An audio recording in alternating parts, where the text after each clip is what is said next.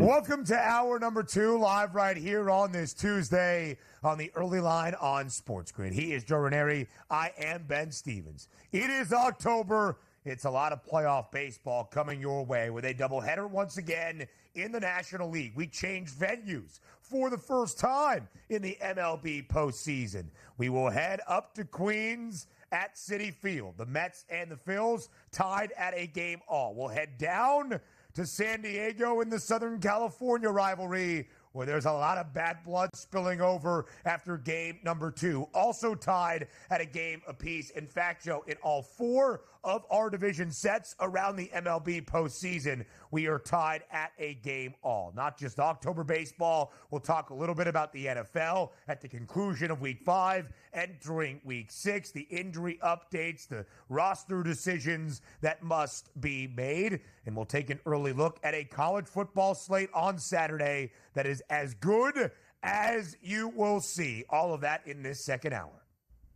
Yeah, going to be a whole lot of fun here. And I can't remember, when was the last time the Mets actually played a game at home? It feels like they've been on the road for the last 2 months here, Ben. It's kind of crazy. So I hope all of those games go to a game 5.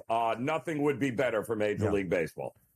And it's looking like we could be trending that perspective as of right now. What a series it has been between the 2 divisional foes from the NL East in the NLDS, the Mets and the Phillies. For a 4th consecutive game for New York on the road in all 4, a lead has been changed, or at least the game tied in the 8th inning or later. The only issue for the Amazons on Sunday night, it was the Phillies walking it off in the home half of the 9th, courtesy of Nick Castellanos. In a game that featured a lot of lead changes and ties, the Phils evened it up at a game apiece. So Philadelphia back to the outright series favorite as we get ready for game number 3 tonight at Citi Field. Joe, how competitive do you think this series is going to be when all is said and done? Yeah, I think what you see here is what you get. The Mets, they have... It's no doubt they have been one of the best teams down the stretch here, Ben, to put themselves in this spot here. And if you'd have told me, hey, listen, the Mets go to Philadelphia, they split, the Mets would have taken that any day of the week. Now they get to finally come back home. Sometimes what happens with these underdogs like the Mets, you do a whole lot of bonding down the stretch when your playoff lives and careers depend on it. And, you don't have all the distraction of the family and the friends at home. So sometimes going on the road and being away for as long as they were, that's a really, really good thing for this team. And all the quotes out of the locker room pretty much tend for me to believe that this team found a little something together down the stretch when their backs were against the wall. No doubt about it, Joe. 24-33 at the end of May, starting June 1st, and now into the postseason. The best record and win percentage in all of MLB. But the Phillies do remain the series favorites, as you might expect. But it was a larger number entering the set. It was a shorter number after the Mets take game number 1. Again, rallying with 5 runs in the 8th inning. Now the Phils, a slight series favorite outright. Peculiar number in the series spread. The Phillies getting a game and a half, even as the set favorite, but you got to lay 390 of juice. 4.5 games is the series over-under for the amount of games that will be played. Slight juice on the over. Could we see it get to a winner-take-all? Game 5 back in Philadelphia at the bank later this week. So let's talk game number 3. Aaron Nola gets the start tonight for Philadelphia on the road in Queens. Sean Manaea gets the nod for the Mets. Manaea has faced off against Philadelphia 3 times this year, 10 earned, given up in 3 starts. Even recently, to end out August, he faced off, or September rather, he faced off against Philadelphia. Total is 7. Juice on the over. We have seen both of the 2 games hit the over in this set so far. And the Phils, a slight road favorite. -110 is now -112 money line. That the number in favor of the Fightins. What do you make of game number 3? Who takes the series advantage? Well, who takes this series advantage is which bullpen can actually hold down the comeback that is eventually going to happen, Ben, in the seventh, eighth, or ninth inning between these two teams. And I think, listen, we gave Philadelphia an edge simply because we had a little bit more faith that their starting pitching could pitch longer into the games. You know, the thing that Philadelphia had advantage-wise was the Mets had to use every arm they had. They had to activate Senga. They were looking for guys, any guys to hobble together to throw out there because they have had to use everybody. The Phillies, hey, listen, if I can throw Wheeler and get him out there 7 innings, 7, 8 innings, and not have to rely on that bullpen, which could very well blow up their entire season, great. They're going to need the same thing from Nola tonight. They're going to need 6, 7 strong innings out of him, and they got to have a lead heading into the late innings because that bullpen cannot be trusted for Philadelphia, and the same can be said about the Mets. So the longer, whoever's starting pitcher goes longer, that team in all likelihood is going to win the game. It is a good point, Joe. Sean Manaea got the start last week in Milwaukee. It was the game in Game 2. The Mets lost to the Brew Crew. He wasn't bad. 5 innings of work. Did allow 2 earned runs and a home run to Jackson Chourio very early on. Let's get to the other National League Division series that has also been between heated divisional rivals in Southern California, the Padres and the Dodgers. Of course, the lengthy delay at the end of Game 2, fans, which they should never do, throwing objects on the field in the direction of Jurickson Profar. Manny Machado jawing with the dugout of his former team, telling Jack Flaherty to meet me outside.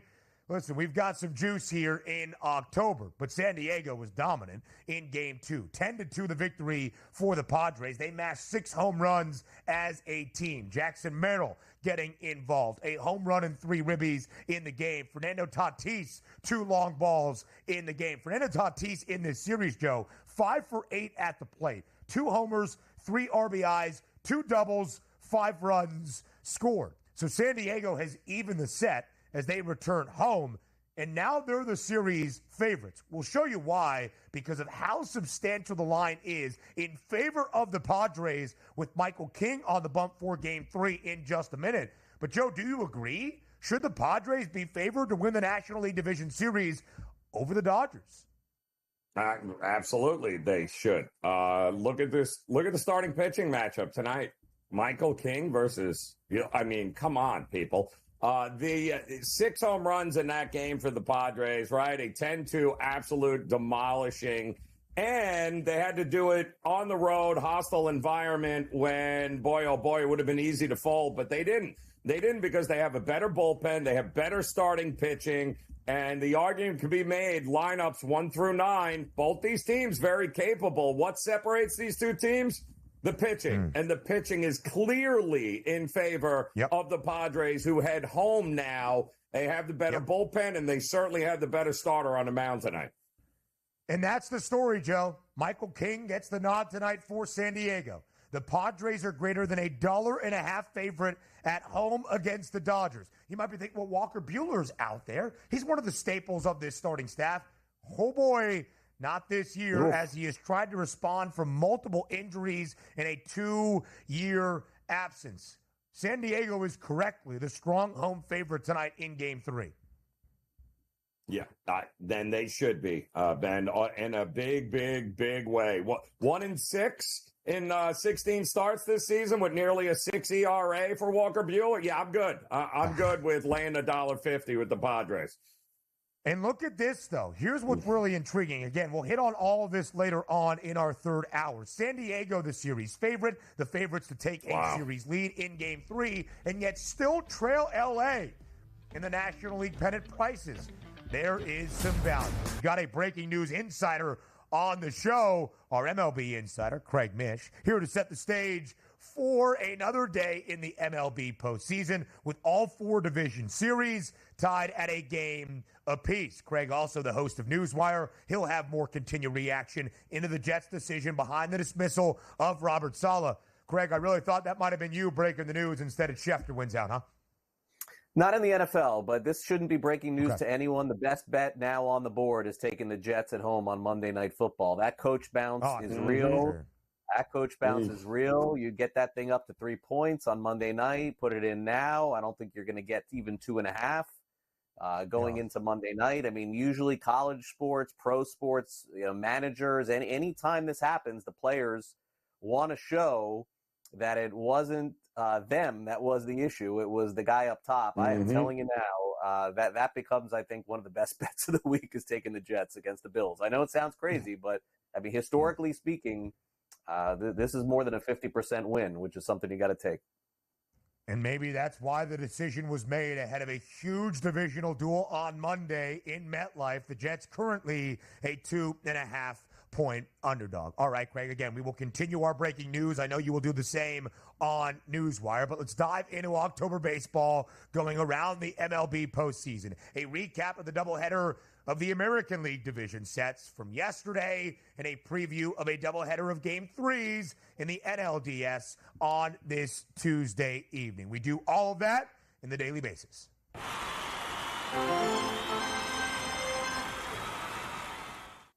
Yesterday in the Bronx, Kansas City scores 4 runs in the top of the 4th, and they hold on the remainder of the way to tie the American League division set against the New York Yankees at a game apiece. So KC shows its resolve. They bounce back from game number 1. Craig, in your estimation, where is this series? Headed to Kansas City tomorrow for game number 3.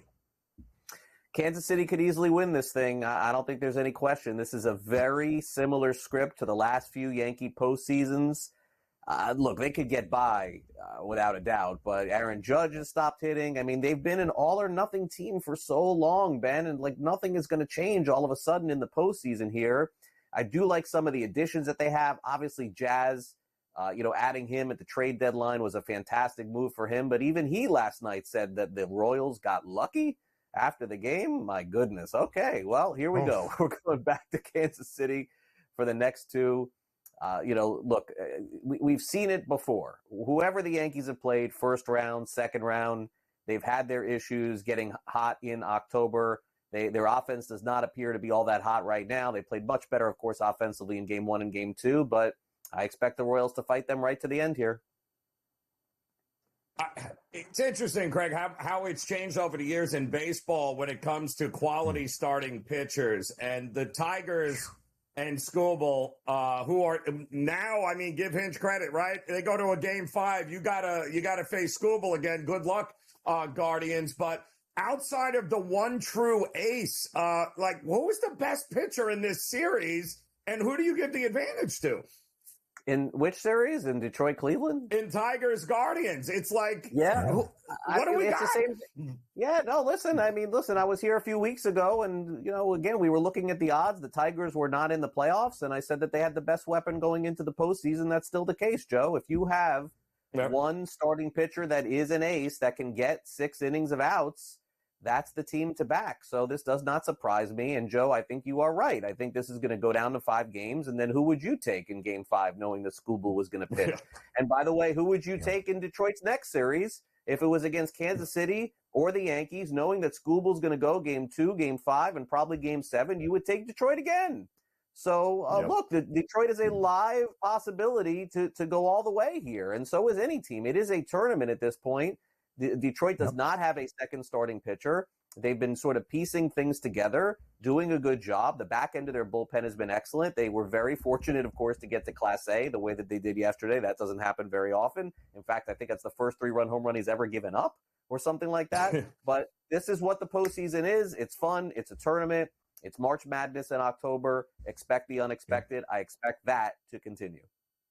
It's a series outright pick'em price, -108 for both the Tigers and the Guardians as we head to the Motor City, where Detroit will host a playoff game for the first time in a decade tomorrow afternoon. A doubleheader in the National League today in the division series. First up in Queens at Citi Field, tied at a game apiece, where late game theatrics have been a story for the Mets, and now into this NLDS against the Phillies. Craig, we enter Game 3 tonight. Philadelphia is a favorite to win the set and to win Game 3 with Aaron Nola on the bump. Do you agree? Will Philadelphia hold the advantage at the end of a Tuesday night at Citi Field?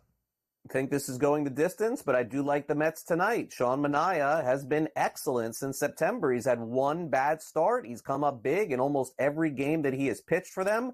Call me shocked? Of course I am. I didn't see this guy pitching for them, let alone in a huge situation.